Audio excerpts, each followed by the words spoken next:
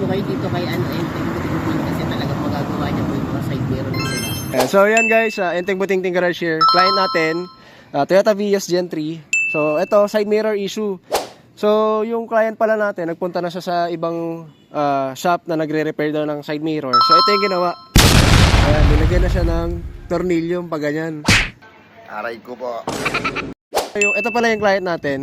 Taga saan po sila? Taga Deca Homes, Marilao. Taga Marilao pa sila. Dumayo pa sa atin sila dito sa Marikina. So ito, ano daw po yung sabi nung nung unang gumawa sa inyo? Hindi na raw magagawa. Right? I-fix lang daw. Aray ko po. Oh, yun. So ito ngayon, pumunta sila dito kasi nakikita nila yung mga videos natin na kaya natin i-repair ng na-fold pa rin. Natin siyang i-repair.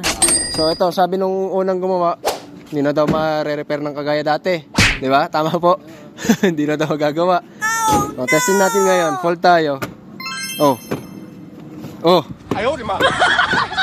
Anong di na magagawa kagaya dati? Oh. So yan, testing nyo po.